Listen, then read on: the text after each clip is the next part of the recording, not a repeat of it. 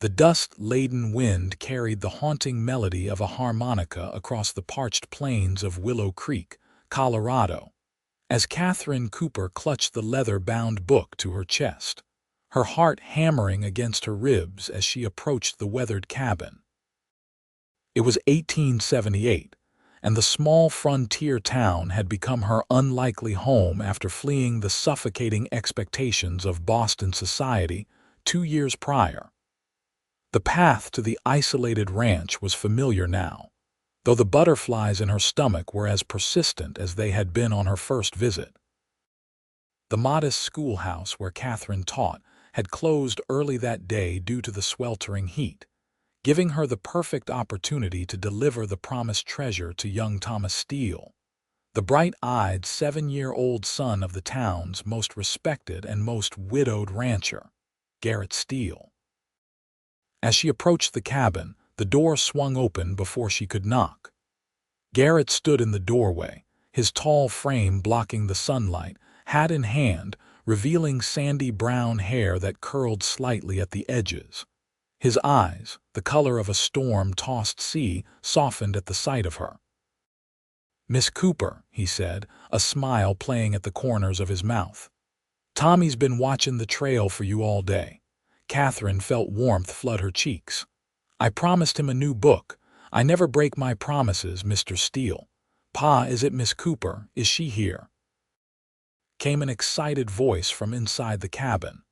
Tommy appeared beneath his father's arm, his face lighting up when he spotted the book in her hands.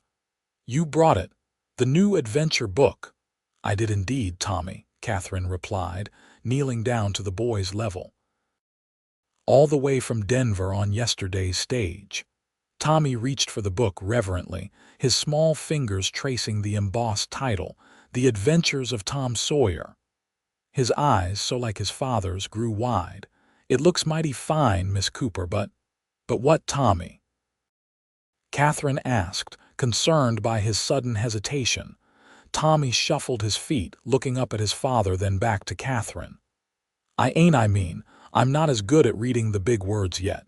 Could you read some of it to me?" Garrett placed a gentle hand on his son's shoulder. "Tommy, Miss Cooper has already been mighty kind bringing the book all this way. We can't be asking more of her time." Catherine's heart melted at the boy's crestfallen expression. "I would be delighted to read a chapter or two if your father doesn't mind." Tommy's face lit up like a lantern in the night. "Really? Can she, Pa? Please?" Garrett hesitated, and Catherine noticed the slight flush that colored his tanned cheeks. "If Miss Cooper is willing, I suppose we could offer her some coffee and apple pie in return." Tommy grabbed Catherine's hand, pulling her inside before she could respond. "Can you read it to me forever, Miss Cooper? Every day until we finish the whole thing?" The earnestness in his voice made Catherine's heart swell. She glanced at Garrett, whose expression had softened into something that made her pulse quicken. "Perhaps not forever, Tommy," she said gently, "but I could come by after school a few days a week if your father agrees." "We'd be honored," Garrett replied, his deep voice rumbling through the small cabin. "Truth be told, I wouldn't mind hearing the story myself. Been a while since I've had the pleasure of a good book." And so began a ritual that would transform all their lives. 3 afternoons a week, Catherine would make the journey to the Steele Ranch, where Tommy would be waiting impatiently on the porch, usually with some treasure he'd found to show her: a uniquely shaped rock, a bird's feather, or a particularly interesting bug. As summer progressed into fall, Catherine found herself looking forward to these afternoons more than anything else. She'd sit in the rocking chair by the hearth, Tommy at her feet, while Garrett would pretend to busy himself with repairs or paperwork, though she often caught him listening intently, sometimes mouthing the words along with her. One crisp October afternoon, as Catherine was reading a particularly exciting passage, she noticed Tommy had fallen asleep against her skirts. When she paused, Garrett looked up from the table where he'd been mending a bridle. "Please don't stop on his account," he said softly, careful not to wake his son. "I'm keen to hear what happens next." Catherine smiled, marking her place with a ribbon. "I should probably head back to town before it gets dark." "I could escort you," Garrett offered quickly, then added more hesitantly, "or you could stay for supper. Tommy would be mighty disappointed to wake and find you gone."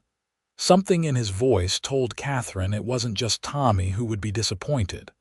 "I wouldn't want to impose." "You've been reading to my boy for near 2 months now, bringing light into this house that's been missing since his mother passed. You could never impose, Catherine." It was the first time he'd used her given name, and the sound of it in his deep voice sent a shiver down her spine. "Then I'd be happy to stay for supper, Garrett." That evening marked a shift in their relationship. As Tommy slept, they talked by lamplight late into the night. Catherine shared stories of her life in Boston, her decision to become a teacher, and her journey west. Garrett spoke of his late wife, Emma, who had died of influenza 3 years prior, leaving him to raise Tommy alone. "She would have liked you," he said, his eyes reflecting the dancing flames in the fireplace. "Strong-willed, kind-hearted. The kind of woman who brings books to little boys and offers to read them forever." Catherine blushed. "Tommy has a way of asking for things that makes it impossible to refuse." "He gets that from his mother," Garrett said with a sad smile. "I've never had such charm. I tend to fumble my words around beautiful women." The compliment hung in the air between them, unacknowledged but warming Catherine more than the fire could. The weeks passed, and the reading sessions continued. Catherine found herself bringing other books once they finished: Tom Sawyer poetry collections, tales of adventure, even a book of constellation maps that had them all lying on a blanket outside on clear nights, identifying stars together. As winter approached, the journey to the Steel Ranch became more challenging. The first snowfall came earlier than expected, catching Catherine on her return to town one evening. The temperature dropped rapidly, and the gentle flurries quickly turned into a blinding squall. Catherine pulled her woolen shawl tighter, but it provided little protection against the biting wind. The landmarks she typically used to navigate had disappeared beneath the white blanket of snow. Panic rose in her chest as she realized she had veered off the path. Just as her fingers and toes began to lose feeling, she heard the distant sound of hoofbeats. Through the swirling snow appeared Garrett on horseback, concern etched deeply on his face. "Catherine," he called, dismounting and rushing to her side. "Thank God I found you. How did you know?" She asked through chattering teeth. "The storm came on too quick. I just knew." He removed his heavy coat and wrapped it around her, lifting her onto his horse before mounting behind her. His arms encircled her as he took the reins, his body shielding her from the worst of the wind. "I can't take you back to town in this," he said, his breath warm against her ear. "We'll head back to the ranch." By the time they returned, Catherine could barely stand. Garrett carried her inside, where Tommy was waiting anxiously with his neighbor, Mrs. Wilkins, an elderly widow who had come to stay with him. "Is Miss Cooper all right, Pa?" Tommy asked, his voice small with worry. "She will be, son. Go fetch more blankets while Mrs. Wilkins puts on some coffee." Garrett settled Catherine in the chair closest to the fire, kneeling before her to remove her snow-soaked boots and stockings. His hands were gentle as he rubbed life back into her frozen feet, the intimacy of the gesture not lost on either of them. "I'm sorry to cause such trouble," Catherine whispered. Garrett looked up, his eyes intense. "You are never trouble, Catherine. Never." That night she slept in Garrett's bed while he took a pallet on the floor of Tommy's room. When morning came, the storm had passed, leaving behind a pristine white landscape and a tension between them that neither knew how to address. Over breakfast, Tommy announced, "Miss Cooper should stay with us forever." Then she could read to me every night, and Pa wouldn't be so lonely." The innocent suggestion brought a flush to both adults' cheeks. "Tommy," Garrett admonished gently, "Miss Cooper has her own home and responsibilities in town." "But she likes it here," Tommy insisted. "Don't you, Miss Cooper?" Catherine met Garrett's gaze across the table. "I do, Tommy." "Very much." The weather remained treacherous for the next few days, making travel to town impossible. During that time, Catherine slipped easily into life at the Steel Ranch. She helped with cooking and mending, taught Tommy his lessons by the fire, and in the evenings, read aloud from A Christmas Carol, which she had fortuitously brought with her. On the third night, after Tommy had gone to bed, Garrett handed Catherine a glass of whiskey. "For warmth," he explained, pouring one for himself. They sat in companionable silence for a while, watching the flames dance in the fireplace.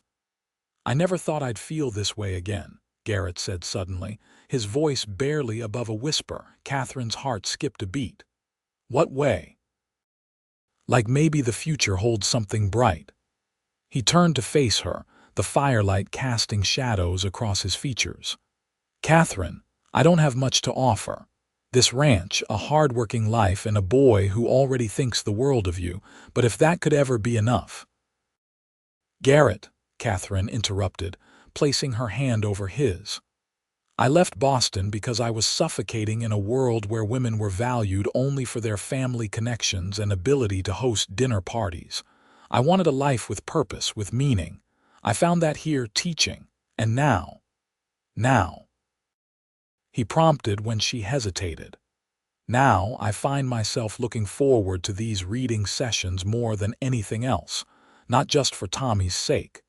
Garrett's hand turned beneath hers, their fingers intertwining. "The trail to town is dangerous in winter. It would make practical sense for you to stay here, for safety." Catherine smiled. "Very practical indeed. And perhaps come spring if you found you liked it here." "Are you asking me to stay until spring?" Garrett Steele. He moved closer, his free hand reaching up to tuck a strand of hair behind her ear. "I'm asking you to consider staying much longer than that." The kiss that followed was gentle, hesitant, a question being asked. Catherine answered by leaning into him, her hand finding its way to the nape of his neck. When they parted, Garrett rested his forehead against hers. "Tommy will be pleased." Catherine laughed softly. "Is that your main concern right now?" "No," he replied, serious once more. "My main concern is whether you truly understand what you'd be getting yourself into. Life out here isn't easy, Catherine. It's hardship and struggle more often than not." "I'm not afraid of hard work, Garrett. I'm only afraid of a life not fully lived." The next morning, when the paths were finally clear enough for travel, Garrett hitched the wagon to take Catherine back to town. Tommy was inconsolable. "Why can't Miss Cooper stay with us, Pa? She said she likes it here." Garrett knelt down to his son's level. "Miss Cooper has a job in town, Tommy. She has responsibilities. But she could live here and still teach, couldn't she? Mrs. Peterson lives on her farm and still runs the general store." Catherine exchanged a glance with Garrett before addressing Tommy herself. "I do need to go back to town today, Tommy. I need to speak with the school board and collect some of my things. But your father and I have been talking." Tommy's eyes grew wide with hope. "About what?"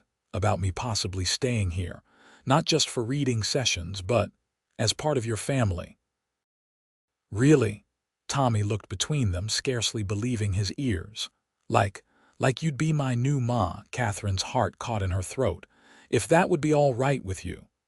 Tommy launched himself into her arms with such force she nearly toppled over. "It's more than all right, it's perfect." "Isn't it perfect, Pa?" Garrett's eyes shone with emotion as he watched them. "Perfect," he agreed. The trip to town was filled with plans and possibilities. Catherine would need to speak with the school board about continuing her teaching position while living outside town. She would need to give notice to Mrs. Sullivan. from whom she rented a room above the millinery shop. And most daunting of all, she would need to weather the inevitable gossip that would follow when news spread of her moving in with the widowed rancher before any formal announcement of marriage. "We could marry right away," Garrett suggested as they neared town. "Reverend Jenkins could do it this Sunday." Catherine placed her hand on his arm. "I don't want you to feel rushed because of propriety's sake. We have time to do this properly." "Catherine Cooper," he said, pulling the wagon to a stop at the edge of town. "I've been half in love with you since the day you first came to read to Tommy. These past months have only confirmed what my heart already knew. I'm not proposing out of propriety, but because I can't imagine my life or lives without you in it." He reached into his pocket and pulled out a small silver ring with a modest pearl at its center. "It was my mother's. I've been carrying it for weeks now, waiting for the right moment." Catherine's eyes filled with tears as he continued, "I'm not an eloquent man, and I don't have fancy words. But I promise to love you, protect you, and build a life with you that's full of joy and purpose. Will you marry me, Catherine?" "Yes," she whispered, voice thick with emotion. "Yes, I will marry you, Garrett Steele." The news spread through Willow Creek faster than wildfire. By supper time, it seemed everyone knew that Miss Cooper from the schoolhouse was engaged to Garrett Steele from the North Ranch. Opinions were mixed. Some thought it a perfectly sensible match. Others clucked their tongues at the hastiness of it all. And a few young men mourned the loss of Willow Creek's most eligible schoolmarm. Catherine faced the school board with her head held high, explaining her intention to continue teaching while living at the Steele Ranch. After much deliberation, they agreed she could maintain her position, though she would need to make arrangements for the days when weather made travel impossible. The wedding was set for the following Sunday, a simple affair at the small white church in town. Catherine wrote to her sister in Boston, knowing the letter wouldn't arrive in time for her to attend but wanting to share her happiness nonetheless. The days leading up to the wedding passed in a blur of preparations. The women of Willow Creek rallied around Catherine, helping her sew a wedding dress from cream-colored cotton with lace trim that Mrs. Peterson had been saving for a special occasion. Garrett and Tommy, meanwhile, worked tirelessly to prepare the cabin for Catherine's arrival, adding shelves for her books and repainting the bedroom. On the morning of the wedding, a light dusting of snow covered the ground, making the world seem fresh and new. Catherine stood in Mrs. Sullivan's spare room, her sister-in-law-to-be, Sarah, helping to arrange her hair. "Are you nervous?" Sarah asked, pinning a small bouquet of dried wildflowers to Catherine's upswept curls. Catherine met her eyes in the mirror. "Not about marrying Garrett, only about being a good mother to Tommy." Sarah squeezed her shoulder.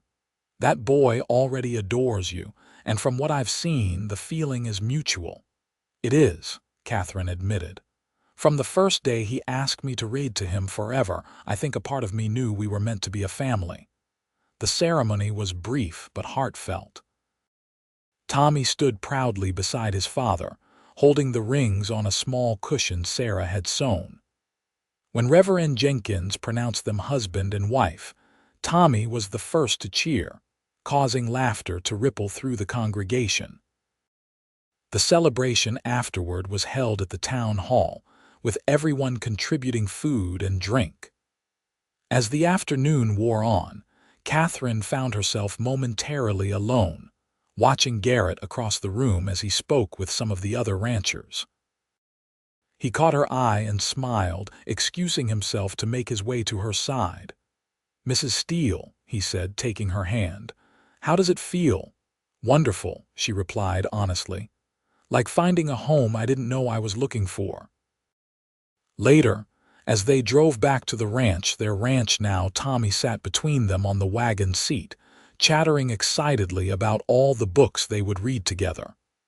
"And now you really can read to me forever, can't you, Ma?" he asked, testing out the new title. Catherine wrapped an arm around his shoulders, her other hand still clasped in Garrett's. "Yes, Tommy, I can read to you forever." The years that followed were not without challenges.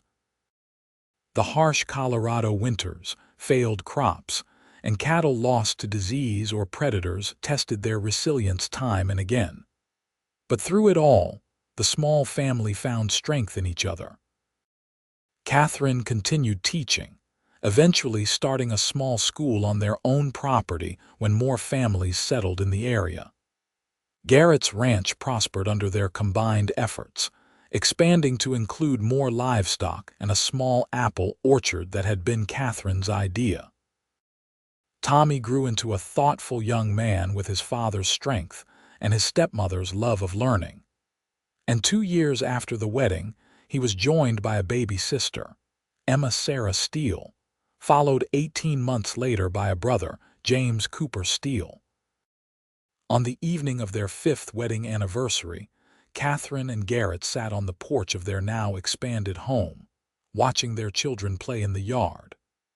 Tommy, 12 now and nearly as tall as his father, was teaching 5-year-old Emma and 3-year-old James how to catch fireflies in jars. "Do you remember the first book you brought Tommy?" Garrett asked, his arm around Catherine's shoulders. "Tom Sawyer," she replied with a smile. He was so excited but then so disappointed that he couldn't read all the words. "And you offered to read it to him." "No," Catherine corrected. "He asked me to read it to him forever." That was quite the commitment from a virtual stranger. Garrett chuckled, pressing a kiss to her temple. "Best commitment anyone ever made to this family. You know, I fell in love with you watching you read to him. The way your voice changed for each character, the passion in your eyes when you described the adventures. I'd never seen anything so beautiful." Catherine leaned into him, content. "I fell in love with both of you." Tommy with his eager questions, and you pretending not to listen while catching every word. "I wasn't much of an actor, was I?" "Not in the slightest." They sat in companionable silence for a while, watching the twilight deepen around them. "I have something for you," Garrett said finally, reaching behind the rocking chair to retrieve a package wrapped in brown paper. "Happy anniversary." Catherine unwrapped it carefully to reveal a beautifully bound book. She gasped when she read the title, The Adventures of Tom Sawyer. "Open it," Garrett urged. Inside, on the first blank page, was an inscription in Garrett's careful handwriting. "To Catherine, who promised to read to us forever, and who has given us a story more beautiful than any book could contain. With eternal love, Garrett, Tommy, Emma, and James." Tears filled Catherine's eyes as she traced the words with her fingertips. "It's perfect," she whispered. Ma," Tommy called from the yard. "Emma wants a story before bed, says she won't sleep without one." Catherine and Garrett exchanged a knowing smile. "Some things never change," Garrett said, helping Catherine to her feet. "What do you say, Mrs. Steele? Ready to read forever?" Catherine closed her hand around his, the book tucked securely under her arm. "Forever sounds just about right." As they walked toward their waiting children, Catherine reflected on the journey that had brought her here. From the stifling drawing rooms of Boston to the vast, challenging beauty of the Colorado frontier. From a lonely schoolteacher to a wife, mother, and the heart of a thriving family. All because a little boy had asked her to read to him forever, and she had said yes. That night, as the children gathered around her in the warmth of their home, Catherine opened the treasured copy of Tom Sawyer and began to read aloud. Garrett sat nearby, whittling a toy horse for James, his eyes rarely leaving his wife's face. Tommy lounged on the floor, old enough now to pretend indifference but still captivated by the story. Emma and James leaned against Catherine, their small faces rapt with attention. And as her voice filled the room with adventure and possibility, Catherine knew with absolute certainty that she had found her forever.